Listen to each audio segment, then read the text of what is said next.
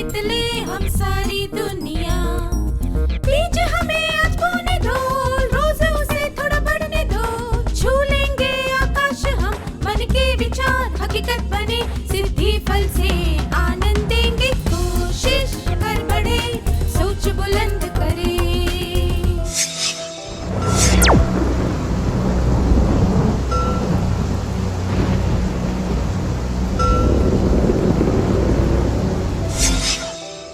नमस्ते छात्रों, आप सबको यहाँ देखकर खुशी हुई। क्या हम आज के सत्र की शुरुआत एक क्रियाकलाप से करें? यहाँ पर कुछ वाक्य दिए गए जो हम रोजमर्रा के जीवन में सुनते हैं। मुझे ही सब कुछ क्यों भुगतना पड़ता है? मैं इतना बदनसीब क्यों हूं? सब लोग बार बार मुझे ही क्यों छेड़ते हैं? क्या मुझे कभी वो मिलेगा जो मैं चाहता हूं या चाहती हूं? ऐसा लगता है कि पूरी दुनिया मेरे खिलाफ है। कोई मेरी बात क्यों नहीं सुनता? अब क्या आप पहचान सकते हैं कि इन वाक्यों में कौन सी भावना है?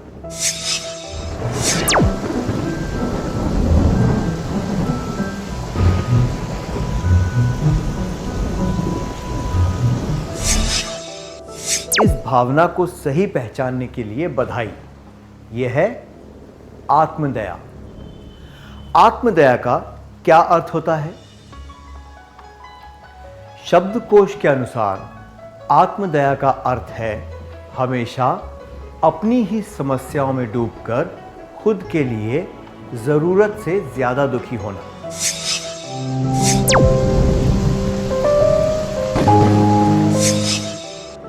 मनोवैज्ञानिकों के अनुसार आत्मदया एक व्यक्ति की मनोदशा है जिसमें उसे परिस्थितियां प्रतिकूल प्रतीत होती हैं।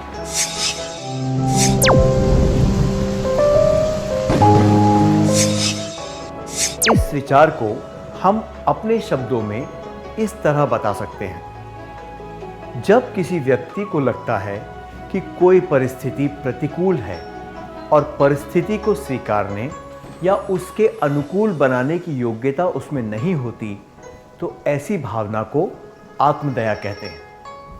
मैं दोहराता हूं। जब किसी व्यक्ति को लगता है कि कोई परिस्थिति प्रतिकूल है और परिस्थिति को स्वीकारने या उसके अनुकूल बनने की योग्यता उसमें नहीं होती, तो ऐसी भावना को आत्मदया कहते हैं। क्या आप किसी ऐसे व्यक्ति से मिले हैं जिसमें यह भावना हो? क्या आप इसके बारे में अपने करीबी मित्र को बताना चाहेंगे?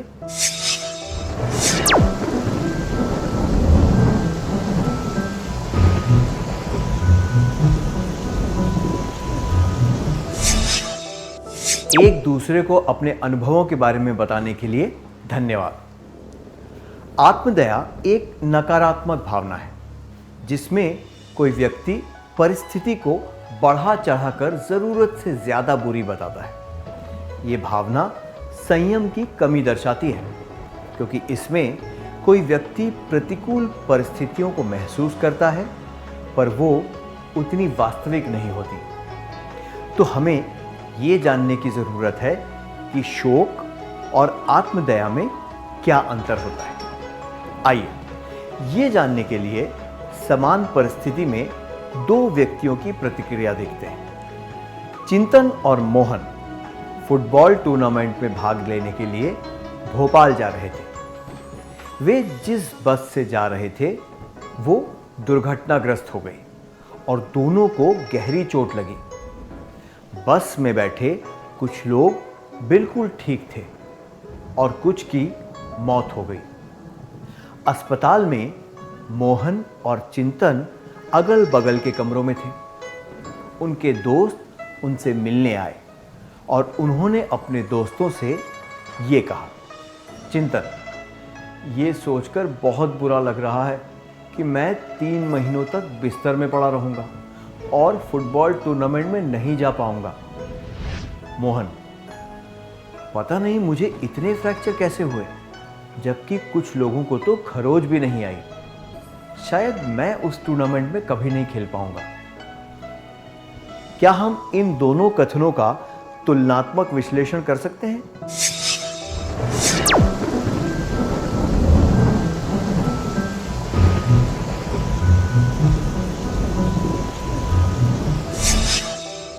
धन्यवाद।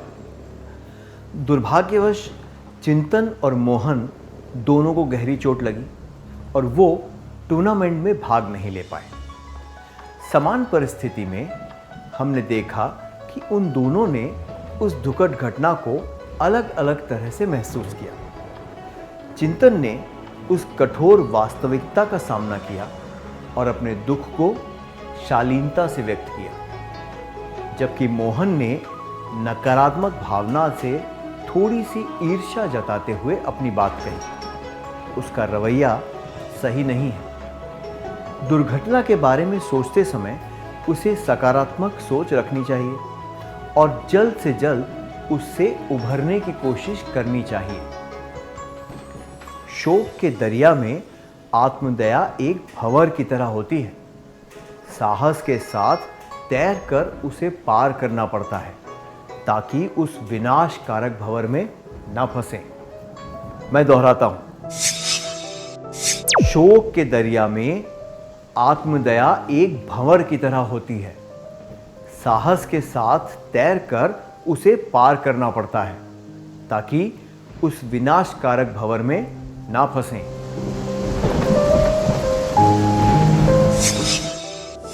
शोक हमारे जीवन का एक हिस्सा है। शालीनता के साथ उसे स्वीकारना और आत्मविश्वास के साथ उससे उभारना सराहनीय होता है। शोक का सामना करते वक्त हमें खुद पर थोड़ी दया आ सकती है, पर वो हमेशा के लिए नहीं रहती और इंसान कठोर वास्तविकता का सामना करते हुए आगे बढ़ जाता है। जबकि आत्मदया एक नकारात्मक तरीका है दूसरों की सहानुभूति पाने का। आत्मदया में पीड़ित होने का अभाव है, जबकि दर्द सर्वव्यापी है और उसे पूरी हिम्मत के साथ झेलना चाहिए। हमने आत्मदया की परिभाषा सीखी और शोक व आत्मदया के बीच का अंतर भी जाना। क्या अब हम देखें कि लोग आत्मदया में क्यों डूब जाते हैं? सबसे पहले प्रताप पर ध्यान देते हैं। प्रताप ने काम खत्म करने के बाद अपनी लैब नोटबुक मेज पर रख दी और थोड़ी ताज़ी हवा लेने के लिए बाहर चला गया। उसका भतीजा वहीं कमरे में खेल रहा था और उसने वो नोटबुक व उसमें बने चित्र देखे। उसे वे चित्र अनोखे लगे और वो उसमें लकीरें और कुछ चित्र बनाने लग गया। प्रताप जब कमरे में आया तो ये देखकर दंग रह गया। वो इस बात से बहुत परेशान था और पूरे दिन अपनी भाभी से इस बारे में बात करता रहा। क्या 3 विद्यार्थी इसका अभिनय करके दिखा सकते हैं?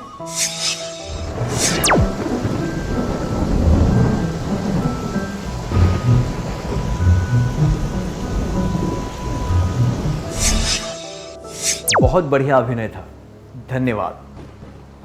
यह दुर्भाग्यपूर्ण है कि एक बच्चे की वजह से उसकी मेहनत पर पानी फिर गया। उस बच्चे को यह नहीं पता था कि वो नोटबुक कितनी महत्वपूर्ण थी और ना ही उसे पता था कि वो गलती कर रहा था। प्रताप को पता था कि घर में एक बच्चा है। अगर उसने वो नोटबुक ध्यानपूर्वक बच्चे की पहुंच से दूर रखी होती तो ऐसा नहीं होता, पर अब तो दुर्घटना घट चुकी थी और बार बार उसके बारे में बात करके कुछ भी हासिल नहीं होने वाला था। सच तो ये है कि वो अपनी गलती से छुपना चाहता था और उस बात को दोहराकर खुद को दिलासा दे रहा था। आत्मदया से कठोर सच का सामना नहीं करना पड़ता और मन को दिलासा मिलता है। धन्यवाद। हमने सीखा कि आत्मदया क्या है, शोक व आत्मदया के बीच में क्या अंतर है, आत्मदया कैसे व्यक्त की जाती है और उसके कारण क्या है। अब हम आत्मदया के परिणामों के बारे में जानेंगे। पहले एक क्रियाकलाप का समय है। क्या आपको चिंतन और मोहन का किस्सा याद है? अस्पताल के पलंग पर लेटा हुआ मोहन चिंतन के सामने विलाप करता रहता है। पता नहीं मुझे इतने फ्रैक्चर कैसे हुए, जबकि कुछ लोगों को तो खरोच भी नहीं आई। शायद मुझे उस टूर्नामेंट में खेलने का मौका कभी नहीं मिलेगा। क्या दो विद्यार्थी इसका अभिनय करके दिखा सकते हैं?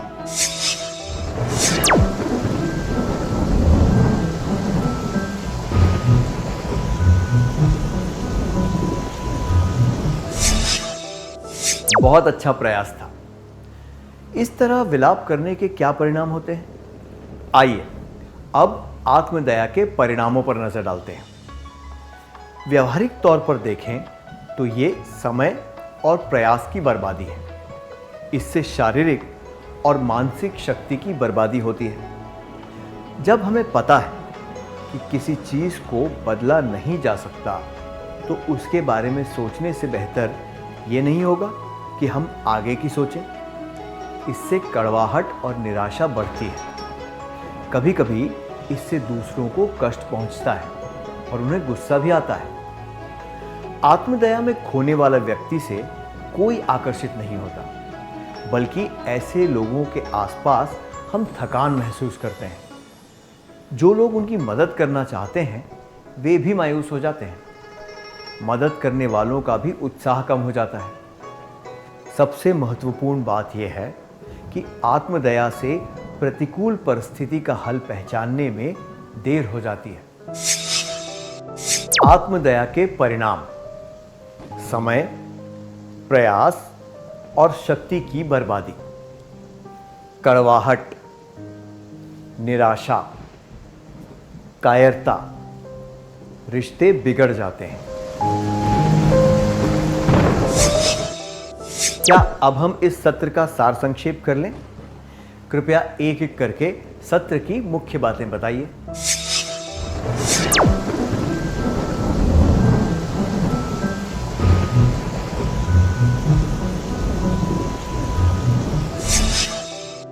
जब किसी व्यक्ति को लगता है कि कोई परिस्थिति प्रतिकूल है और परिस्थिति को स्वीकारने या उसके अनुकूल बनने की योग्यता उसमें नहीं होती, तो ऐसी भावना को आत्मदया कहते हैं। शोक के दरिया में आत्मदया एक भंवर की तरह होती है। साहस के साथ तैरकर उसे पार करना पड़ता है ताकि उस विनाशकारक भंवर में ना फंसें।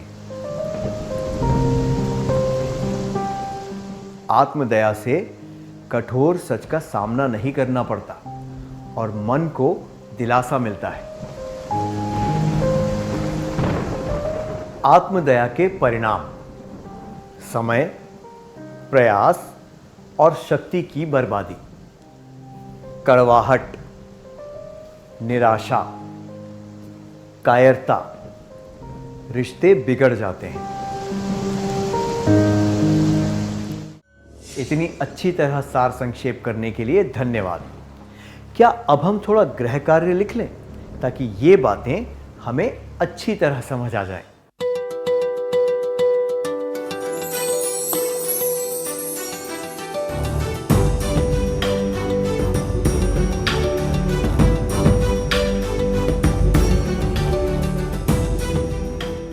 प्रश्न 1।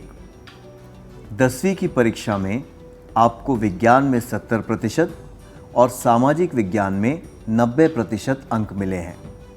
आपने 11वीं और 12वीं कक्षा के लिए विज्ञान का फॉर्म भरा है। जिस स्कूल में आपने फॉर्म भरा है, वहाँ का विज्ञान का कट ऑफ 80% है।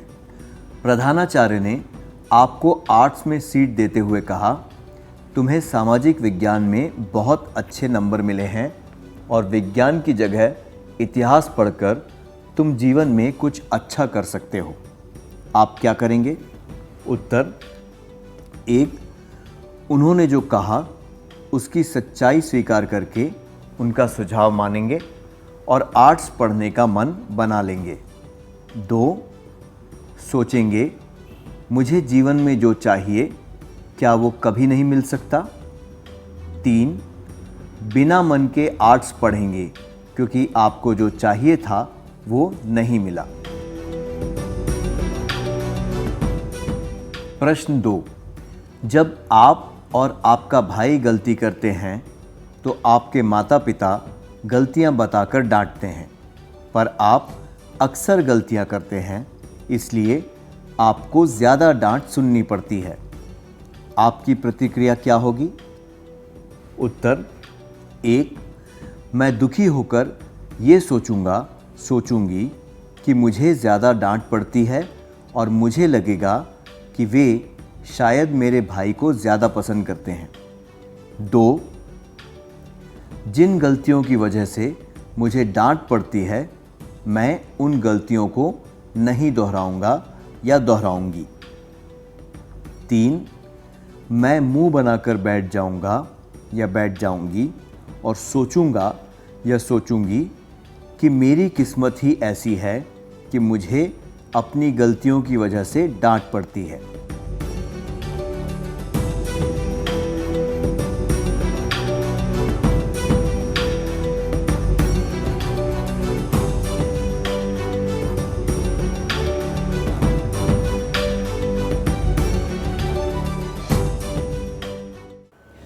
क्या आप अगली क्लास में आने से पहले ये कार्य पूरा करके लाएंगे?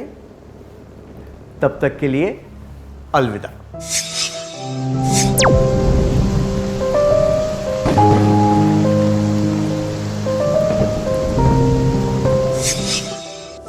नमस्ते विद्यार्थियों, क्या हम जवाबों के बारे में चर्चा करें?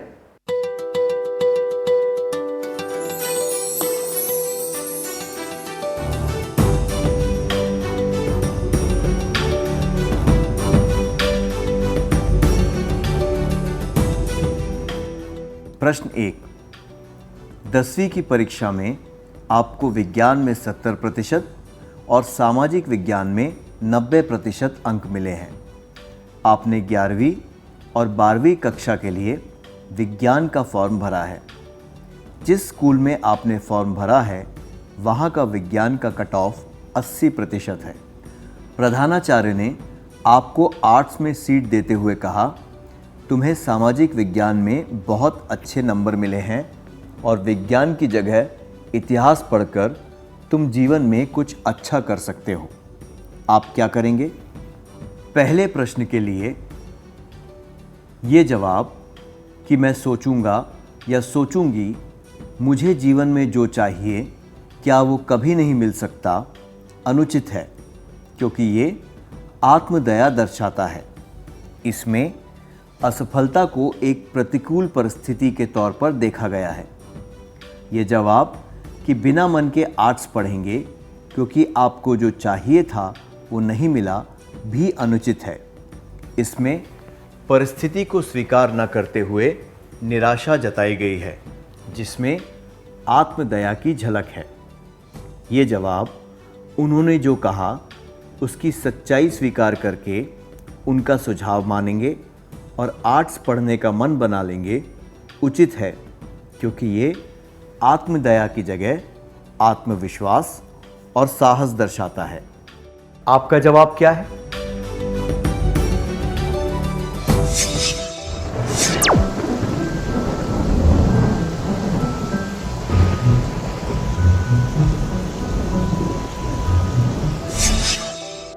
प्रश्न 2. जब आप और आपका भाई गलती करते हैं तो आपके माता पिता गलतियां बताकर डांटते हैं, पर आप अक्सर गलतियां करते हैं, इसलिए आपको ज़्यादा डांट सुननी पड़ती है। आपकी प्रतिक्रिया क्या होगी? दूसरे प्रश्न के लिए ये जवाब कि मैं दुखी होकर ये सोचूंगा या सोचूंगी कि मुझे ज़्यादा डांट पड़ती है और मुझे लगेगा कि वो शायद मेरे भाई को ज़्यादा पसंद करते हैं, अनुचित है। इसमें अपने भाई के साथ तुलना की गई है और इस धारणा के आधार पर आत्मदया दर्शाई गई है कि आपके माता पिता भाई को ज़्यादा प्यार करते हैं। इस वजह से आपके रिश्तों में कड़वाहट आ सकती है। ये जवाब कि मैं मुंह बनाकर बैठ जाऊंगा या बैठ जाऊंगी और सोचूंगा या सोचूंगी कि मेरी किस्मत ही ऐसी है कि मुझे अपनी गलतियों की वजह से डांट पड़ती है भी अनुचित है, क्योंकि डांट का कारण मालूम होने के बाद भी आप गलतियों को सुधारने का प्रयास नहीं करना चाहते। अपने भाग्य को दोष देकर आप आत्मदया दर्शा रहे हैं। यह जवाब कि जिन गलतियों की वजह से मुझे डांट पड़ती है मैं उन गलतियों को नहीं दोहराऊंगा या दोहराऊंगी उचित है।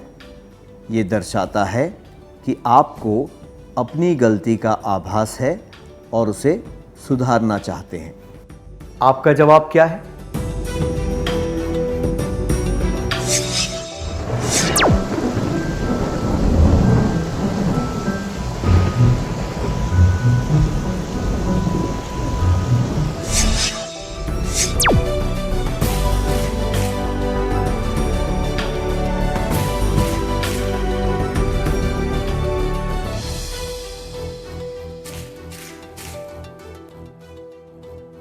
जिन्होंने उचित जवाब चुने थे उन्हें बधाई हो। क्या अब हम अगला सत्र शुरू करें?